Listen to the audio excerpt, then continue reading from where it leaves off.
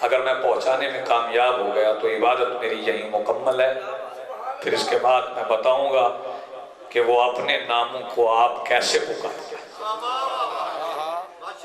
مولا نے فرمایا ابو ذر انہوں نے میری حکومت چھیننے کے شوق میں اپنی بندگی لٹا دی. اللہ اکبر. میری حکومت چھیننے کے شوق میں اپنی بندگی لٹا دی. وہ اپنے ناموں کو, میں تعمیل حکم باوجہ کروں, اپنے ناموں کو آپ بھی پکارتے ہیں. اور پھر اعلان کرتا ہے انہیں اور نہ سمجھنا, جس نام نے میرا نام پالا ہے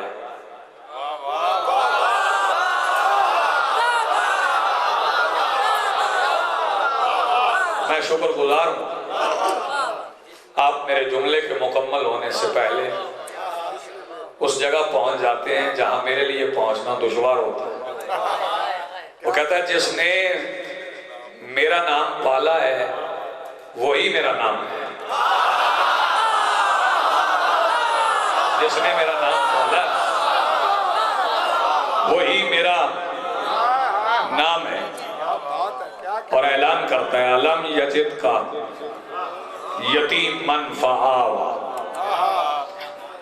یتیم تھے. یتیم کے معنی کیا ہے؟ یہ وہ یتیم نہیں جو آپ سمجھتے ہیں.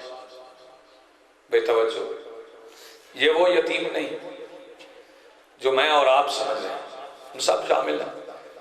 چونکہ معرفت کے سفر میں ہم گھٹنوں کے بل چلنے والے طفلان میدان معرفت ہیں. ہمیں کیا سمجھ آئے کہ کہاں تک پہنچیں گے.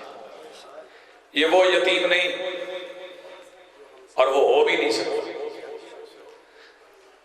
جن کا باپ ابو طالب ہو. وہ ایسے یتیم نہیں ہوا.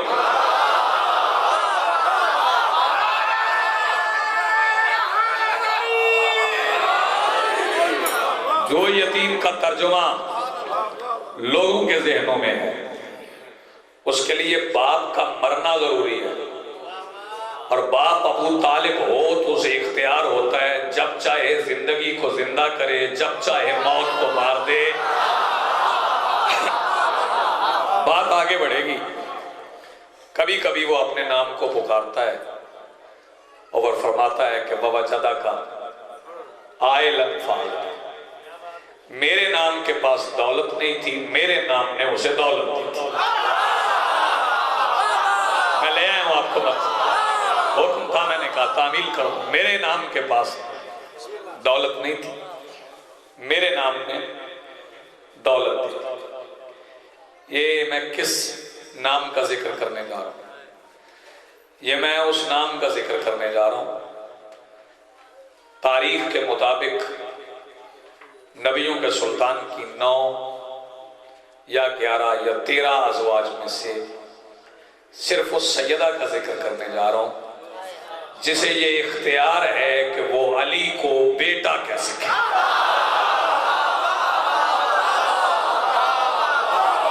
نہیں, میں سمجھا نہیں. جسے یہ اختیار ہے کہ وہ علی کو بیٹا کہہ سکے. بابا جی شاید یہ جملہ نجف منزل میں ہی اترنا تھا. علی کو بیٹا صرف وہ سیدہ کہہ سکتی ہے جسے یہ اختیار ہو کہ وہ ام ابیہا کو بیٹی کہے. جملہ میں نے کہہ دیا. جسے یہ اختیار ہے کہ وہ ام ابیہا کو بیٹی کہے. میں نے ایک مخدومہ کا ذکر کیا جو مصدر حجت ہے, جو کان وحدت ہے.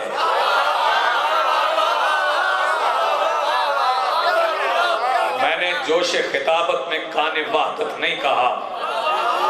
زیارت جامعہ میں میرے مولا نے فرمایا السلام علیکہ یا ماتن التوحید, اے توحید کی کان میرا تم پہ سلام.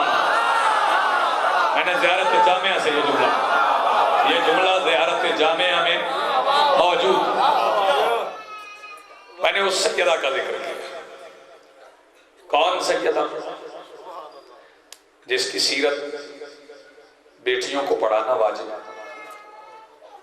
تاریخ سے نہیں، قرآن سے۔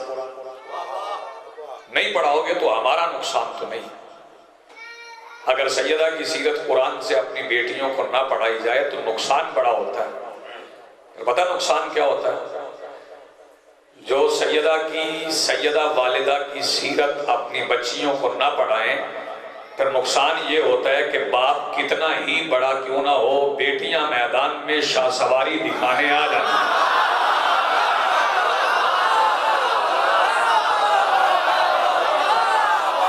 زندگی آپ کی سلامت ہے، آباد ہے۔ بیٹیاں میدان میں شاہ سواری کے کرتب دکھانے آ جاتی ہیں۔ اپنی بچیوں کو ہاتھوں میں قرآن دو، اپنی بچیوں کو، ہم اپنے گھر کی باتیں کرتے ہیں، اپنے بچیوں کو ہاتھوں میں قرآن دو۔ ہاتھوں میں قرآن ہوگا تو سیدہ کی معرفت ہوگی۔ اگر قرآن نہیں ہے تو پھر یاد رکھنا، گڑیا اور گڈے سے کھیلنے والی لڑکی نہیں جانتی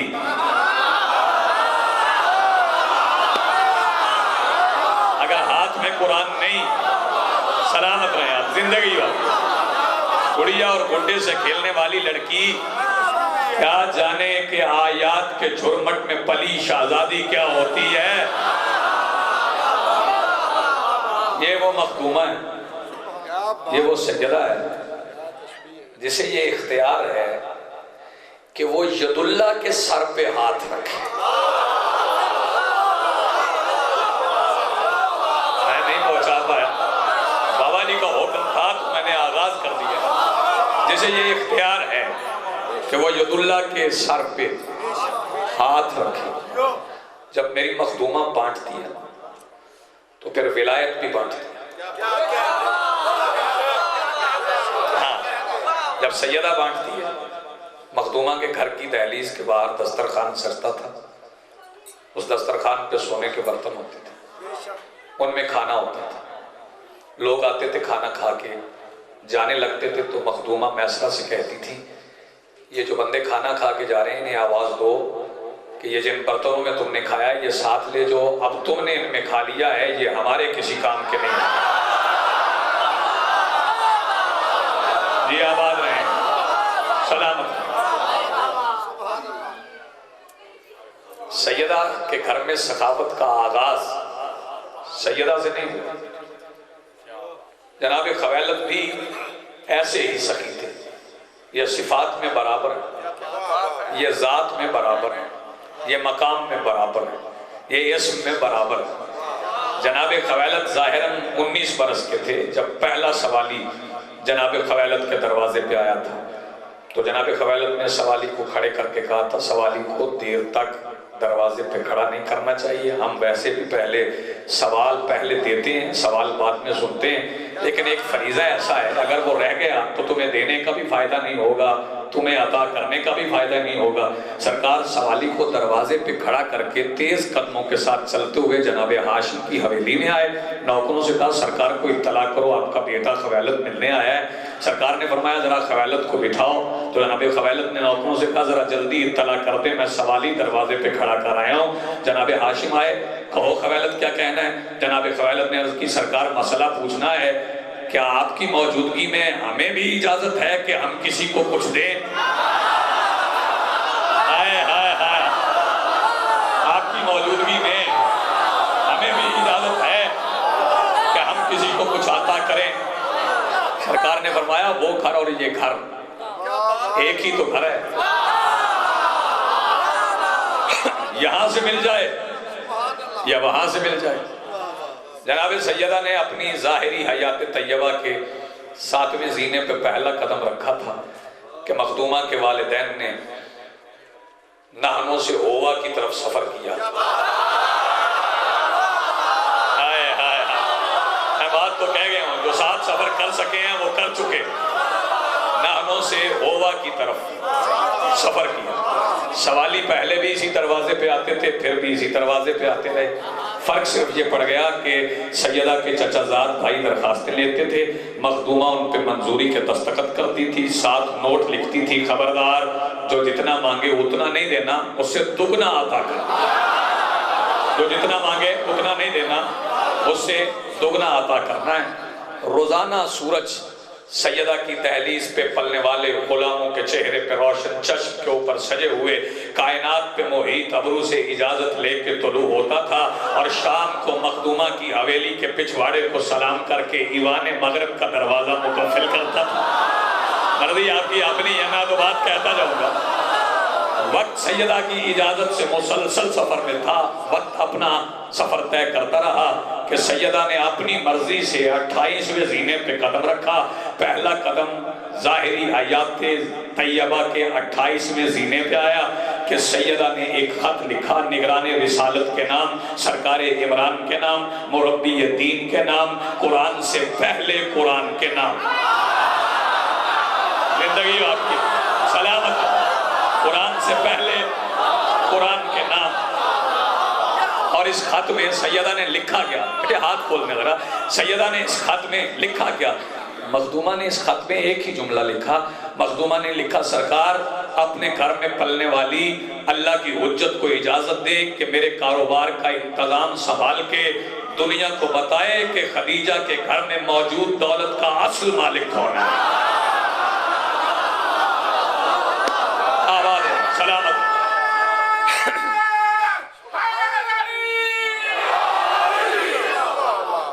ذرا سانس لے لیں، میں اگلا جملہ پھر کہوں۔ جب سرکار ابو طالب کے سامنے صدر نشین بزم عصمت کا خط آیا نا،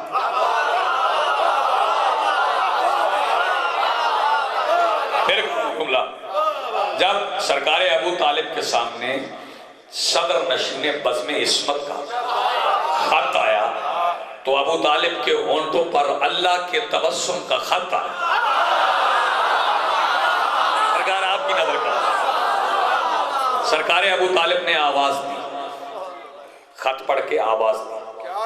بابا جی پتہ نہیں جملہ پہنچا سکوں یا نہ پہنچا سکوں، نہ پہنچے تو معذرت طلب ہوں۔ سرکار ابو طالب نے آواز دی، بیٹا محمد آپ کے گھر سے لکھی ہوئی وحی آئی ہے، آپ کے گھر سے زندگی ہو، سلامت، آباد رہو، آپ کے گھر سے لکھی ہوئی، آباد رہو، آپ کے گھر سے لکھی ہوئی وحی آئی۔ اور وحی میں لکھا کیا ہے؟ بیٹا کل آپ کو سفر تجارت پہ جانا ہے۔ جب کہا نا کل آپ کو سفر تجارت پہ جانا ہے تو سرکار رسالت پناہ نے مسکرا کے کہا، چچا آپ کے دیکھنے سے ہی ہم نے جانا ہے کہ ہمیں جانا ہے۔ کیا مقام اطاعت ہے، آپ کے دیکھنے سے ہی ہم نے جانا ہے کہ ہمیں جانا ہے۔ نبیوں کے سلطان نے پہلے سفر کی تیاری شروع کی۔ تیاری کیسے ہوئی؟ سب سے پہلے علی کی اماں نے علی کے نازل ہونے سے 5 سال پہلے علی علی کہہ کے مصطفیٰ کا ماتھا چوما۔ زندگی ہو، سلامت رہو۔ علی کی اماں نے علی کے نزول سے 5 سال پہلے علی علی کہہ کے نبیوں کے سلطان کا ماتھا چوما۔ سرکار رسالت پناہ ان بوسوں کے حصار میں سفر سے نکلنے لگے، سفر میں نکلنے لگے تو جب بیٹا پہلی بار گھر سے نکلے تو باپ کوئی تعویذ دیتا ہے، کوئی حصار کھینچتا ہے کہ میرا بیٹا دشمنوں سے محفوظ رہے۔ سرکار ابو طالب نے کیا تعویذ دیا نبیوں کے سلطان کو؟ ادھر رسول سفر میں چلے، ادھر ابو طالب نے جاتے ہوئے رسول کی پشت پر اپنی عین اللہ ہی مزاج آنکھ سے حفاظت کے لیے یا علی لکھا۔ زندگی ہو گئی آپ سلامت، بڑی مہربانی، بہت شکریہ۔ عین اللہ ہی مزاج آنکھ سے جاتے ہوئے رسول کی پشت پر یا علی لکھا۔ نبیوں کے سلطان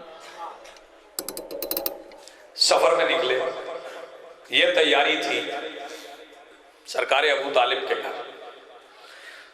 حسین اصغر پہلا جملہ تیری آمد پہ کہہ رہا ہوں، اور نظر کر رہا ہوں اپنے سارے مجمع میں، سیدہ نے کیا تیاری کی نبیوں کے سلطان کے سفر کی۔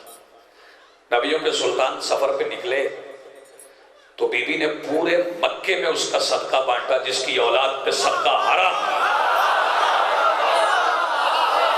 جملہ میں آپ کہنے جا رہا ہوں، جملہ میں آپ کہوں گا، بی بی نے حسنین کے نانا کا صدقہ اتارا، نبیوں کے کشکول بھر گئے۔ اللہ اکبر، بی بی نے حسنین کے نانا کا صدقہ اتارا، نبیوں کے کشکول بھر گئے۔ سرکار سفر میں چلے، مخدومہ نے فرمایا میسرہ جاؤ، ان کے ساتھ جاؤ اور نیت سے خود کو ان کا غلام سمجھنا، کیونکہ ہمارا غلام ہے ہی وہ جو ان کا ہے۔ میسرہ سفر میں ساتھ چل پڑا۔ بھائی جان شام کا سفر تھا، رستے میں عیسائیوں کے شہر تھے، شہروں میں گرجے تھے، گرجوں میں پڑھے لکھے تعصب سے پاک عیسائی تھے۔ میں نے وضاحت کی جملے کی، تعصب سے پاک عیسائی تھے۔ رستے میں رہا گرجا گھروں کے دروازے کھول کھول کے اس کا چہرہ دیکھتے رہے، جس کے چھوٹے بھائی کا چہرہ دیکھنا اللہ کی عبادت ہے۔ سرکار شام پہنچے، تجارت کا آغاز ہوا، جنس رکھی گئی۔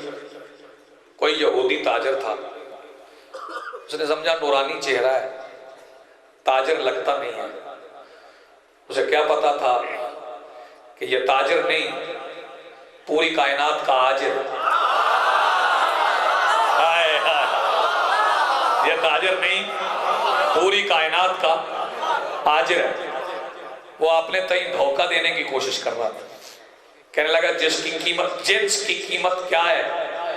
نبیوں کے سلطان مسکرا کے کہتے ہیں جنس کی بتاؤں یا تیری نیت کی؟ جنس کی بتاؤں یا تیری نیت کی؟ تجارت ہو گئی۔ کیسی تجارت ہوئی؟ ایک رات میں اللہ کی رضاؤں کی تجارت کرنے والے تاجر کے بھائی نے، مردی آپ کی اپنی، بے مثل تجارت کی، منافع لے کے منافع دے کے،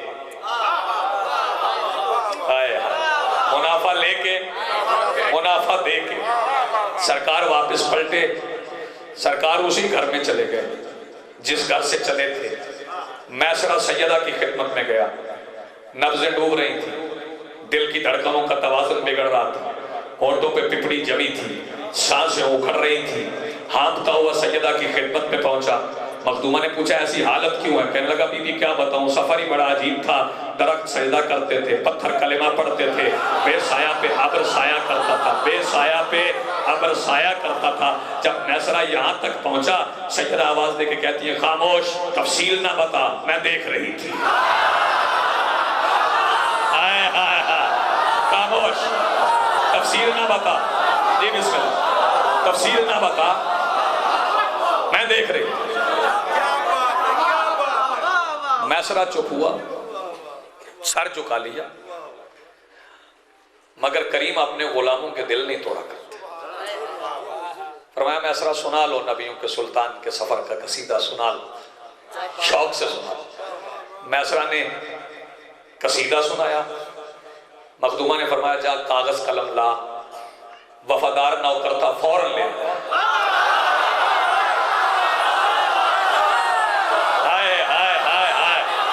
جو پیچھے رہ گئے ہیں ذمہ نہیں میرا، وفادار نوکر تھا فوراً لے آیا۔ اسے پتا تھا نا، نوکروں کو پتا ہے کہ یہ لکھواتے کچھ نہیں، لکھ دیتے ہیں۔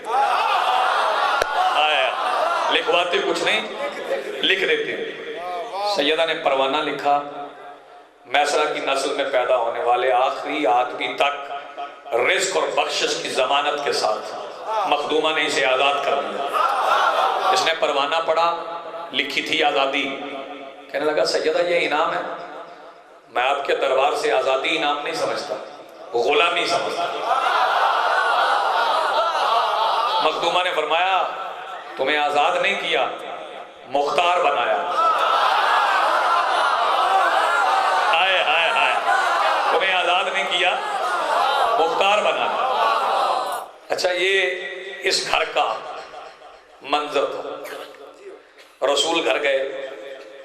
اب ایک بات ضرور کہنا چاہتا ہوں، چونکہ میرے مرشد کے حکم کی تعمیل ہے، میں ایک بات لازمی کہوں۔ ایک بندہ میں دیکھ رہا ہوں وہ سویا ہوا ہے، صرف ایک، وہ جاگ جائیں گے۔ میں نے اشارہ نہیں کرنا، توہین ہوتی ہے، سن لیا میں نے، جاگ جائیں گے۔ آپ نے بھی ارد گرد نہیں دیکھنا، کوئی آپ کے ساتھ ہی نہ سویا ہو، وہ خود اٹھ جائیں گے۔ جس کا جتنا دل چاہے، جس کا جتنا دل چاہے، جہاں دل چاہے وہاں سو جائے، مگر جو شادی میں سو جائے وہ بھوکا رہ جاتا ہے، اور جو مصطفیٰ کی شادی میں سو جائے اس کی نسلیں بھوکی رہ جاتی ہیں۔ اب جاگنا پڑے گا۔ سرکار ابو طالب کے گھر سے علی اور رسول کی پھوپھی جناب صفیہ جناب حمزہ کے ساتھ معراج کے میزبانوں کے گھر سے معراج کے مہمانوں کے گھر کو چلی۔ عرضی تمہاری اپنی ہے، اس سے زیادہ آسان نہیں کر سکتا۔ سیدہ خدیجہ نے دروازہ کھولا، خاص مہمانوں کو خاص حجرے میں بٹھایا۔ مورخ نے نقشہ کھینچا، ایرانی قالین تھے، ریشم و دیبا کے پردے تھے، زمرد و یاقوت کے فانوس تھے، سونے اور چاندی کے برتن تھے، ان میں قیمتی مشروب تھا۔ یہ مورخ کی نظر تھی۔ کچھ میری معرفت کی نظر نے دیکھا، وہاں مودت کے قالین تھے، تطہیر کے پردے تھے، سورہ آل عمران کے فانوس تھے، طوبہ کے برتن تھے، ان میں کوثر کا پانی تھا۔ آباد رہو، سلامت رہو۔ طوبہ کے برتن تھے، ان میں کوثر کا پانی تھا۔ کچھ بی بی صفیہ نے کہا، کچھ سیدہ نے سنا، مجھے نہیں پتا بابا جی کیا کہا گیا، کیا سنا گیا۔ پتہ اس وقت چلا جب جناب صفیہ نے واپس پلٹ کے سرکار ابو طالب سے کہا، بھیا مبارک ہو، بات طے ہو گئی۔ بھیا مبارک ہو، بات طے ہو گئی۔ اور جب بیٹے کی شادی کی بات طے ہو جائے تو پھر باپ پہلے کیا کرتے ہیں؟ پھر شادی کا دعوت نامہ لکھتے ہیں۔ سرکار ابو طالب نے نبیوں کے سلطان کی شادی کا دعوت نامہ لکھنا شروع کیا۔ پتہ کیسے لکھا؟ سب سے پہلے بسم اللہ کی با کے نقطہ کے باپ نے بسم اللہ لکھا۔ زندگی آپ کی سلامت ہے۔ سب سے پہلے بسم اللہ کی با کے نقطہ کے باپ نے بسم اللہ لکھا۔ پھر اس کے بعد لکھا نبیوں کے سید رسولوں کے سلطان یاسین طٰہٰ مزمل مدثر، یعنی میرے بیٹے محمد کی شادی 10 ربیع الاول کو ہونا قرار پائی ہے۔ ایک رسمی جملہ ہوتا ہے اس سے آگے، اس میں کہا جاتا ہے کہ آپ سے درخواست کی جاتی ہے کہ شادی میں شرکت کریں، لیکن یہ درخواست کرنے والوں کا باپ نہیں ہے، یہ کائنات کے حکمرانوں کا حکمران باپ ہے۔ سرکار ابو طالب نے لکھا، آپ کو اس شادی میں شرکت کا حکم دیا جاتا ہے، آپ کو اس شادی میں شرکت کا حکم دیا جاتا ہے۔ اس کے بعد ایک سب لکھا جاتا ہے روانگی بارات کا وقت۔ اس وقت گھڑیاں نہیں تھی کہ لوگوں کو پتہ چلتا، سرکار کو تو پتہ تھا نا کہ 6 بجے چلے گی یا 7 بجے چلے گی یا 8 بجے چلے گی، اسے بھی وقت کا پتہ نہیں ہوگا جو اوقات کا تعین کرتا ہے۔ سرکار نے لکھنا تھا روانگی بارات کا وقت۔ اب زمین پکڑ کے بیٹھو، جو بارات سے مانگنا چاہتا ہے وہ ذرا جاگے۔ سرکار نے روانگی بارات کا وقت کیا لکھا؟ سرکار نے لکھا، جب میرے چھوٹے بیٹے کی اجازت سے سورج نکلے گا۔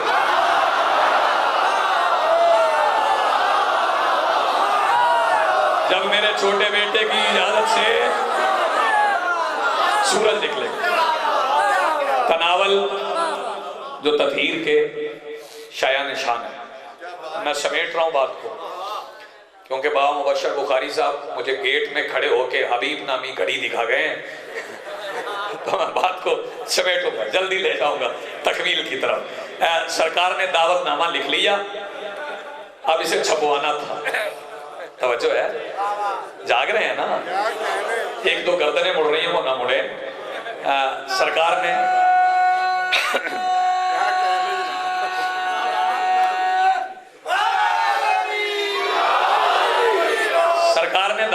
کہاں چھپوانا تھا.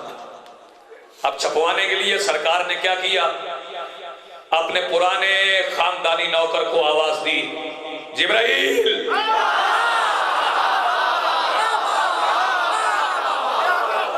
جی سرکار نے فرمایا اسے چھپوا لو. مولا کہاں سے؟ فرمایا جہاں قرآن چھپا وہاں سے چھپا.